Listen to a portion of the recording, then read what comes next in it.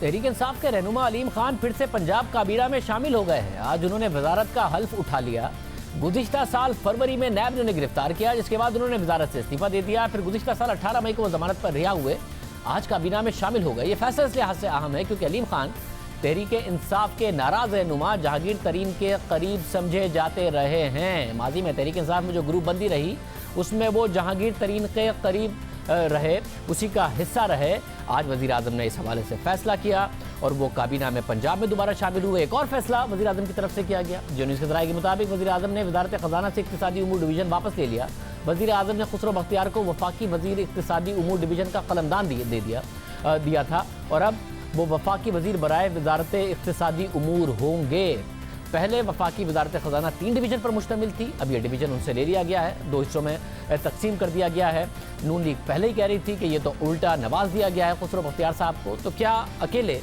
اس وقت جہانگیر ترین صاحب آئسولیٹ ہوئے ہیں 25 اپریل کے بعد بھی؟ کیا انہی کے خلاف زیادہ کارروائی ہو رہی ہوگی؟ یہ ہو کیا رہا ہے؟ ہمارے ساتھ عامر میر صاحب موجود ہیں۔ عامر میر صاحب بہت شکریہ۔ میر صاحب، علیم خان صاحب تو جہانگیر ترین صاحب کے ایک عرصے تک قریب سمجھے جاتے رہے،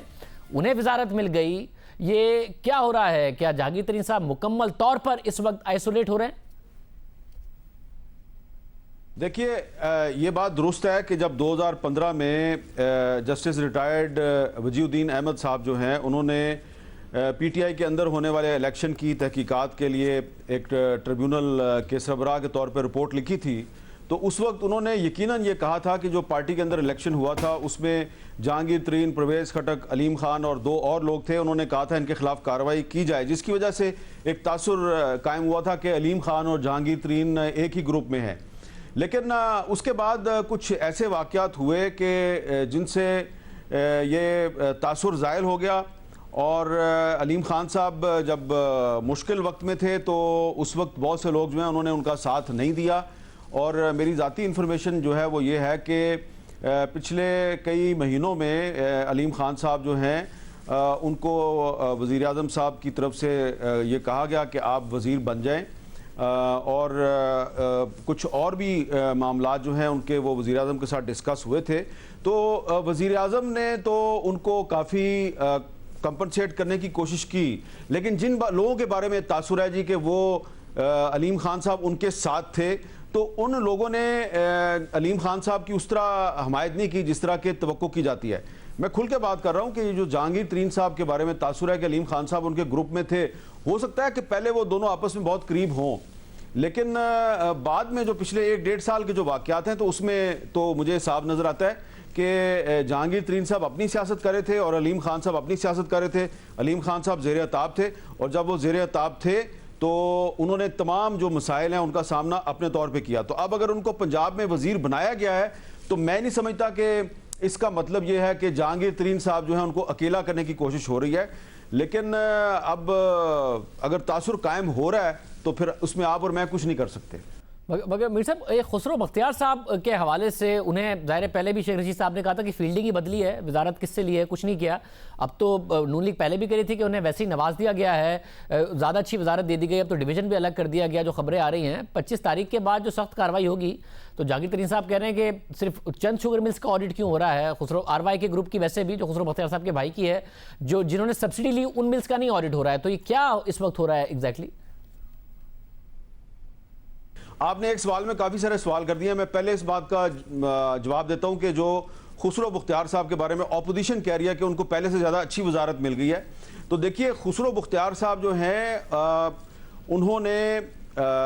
پہلے دن سے ہی، جب یہ ابتدائی رپورٹ آئی تھی واجد زیاد صاحب کی، پہلے دن سے ان کا یہ موقف ہے، جو انہوں نے پرائم منسٹر کو خط لکھا تھا اس میں بھی انہوں نے یہی کہا ہے کہ جب بھی یہ معاملہ زیر بحث آتا تھا اکنامک کوارڈینیشن کمیٹی میں یا کیبنٹ میں، تو میں اس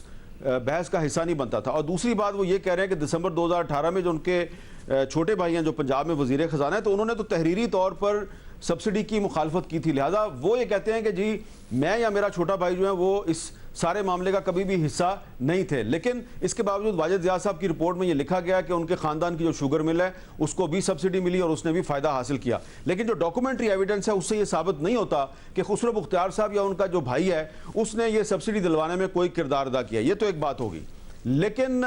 یہ شواہد موجود ہیں کہ جو جہانگیر ترین صاحب ہیں ان کی ملیں جو ہیں انہوں نے کافی فائدہ حاصل کیا ہے. اور جہانگیر ترین صاحب کا ایک پورا ٹریک ریکارڈ ہے. جب وہ سیاست میں آئے تھے تو ان کے پاس صرف ایک شوگر مل تھی. اس کے بعد جب وہ پرویز مشرف صاحب کے دور میں وہ منسٹر فار انڈسٹریز بنے تو اس دور میں ان کی 2 نئی ملوں میں اضافہ ہو گیا, اور پھر 2010 میں انہوں نے ایک اور مل بھی خرید لی تھی. تو وہ جب بھی حکومت میں ہوتے ہیں تو اپنا جو آفس ہے اس کی وجہ سے ایک تاثر قائم ہوتا ہے, کیونکہ ان کی جو شوگر ملیں ان کے ایسٹس میں اضافہ ہوتا ہے جب بھی وہ حکومت میں ہوتے ہیں, تو اس کی وجہ سے تاثر قائم ہوتا ہے کہ وہ اپنا جو سرکاری اثر و رسوخ ہے اس کو اپنے بزنس انٹرسٹ کے لیے استعمال کرتے ہیں. اب اگر وہ یہ کہہ رہے ہیں کہ جناب 9 ملوں میں 3 ملیں میری کیوں ہیں اور صرف مجھے ٹارگٹ کیا جا رہا ہے, تو میں یہ سمجھتا ہوں کہ جب 25 اپریل کو رپورٹ آئے گی تو یہ تاثر غلط ثابت ہو جائے گا. ایک اور بھی انہوں نے تاثر قائم کیا تھا کہ یہ ساری کارروائی جو ہے یہ اعظم خان نے کروائی ہے, یہ ساری کارروائی جو ہے اس کے پیچھے اعظم خان ہے اور وہی مجھے ٹارگٹ کر رہے ہیں. تو یہ ان کا تاثر اس لیے غلط قائم ہو گیا ہے, غلط ثابت ہو گیا ہے کہ جو ارباب شہزاد صاحب ہیں ان کو پرائم منسٹر صاحب نے دوبارہ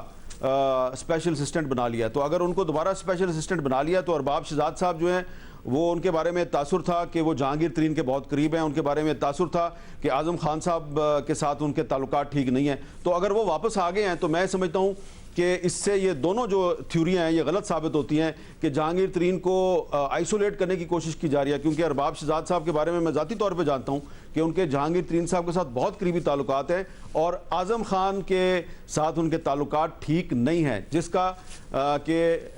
سب کو پتہ ہے اور یہ کوئی سیکرٹ نہیں ہے اسلام آباد میں. ارباب شہزاد صاحب کی کیبنٹ میں واپسی جو ہے وہ جہانگیر ترین صاحب کے تمام نیریٹیوز کو نگیٹ کرتی ہے, اس کی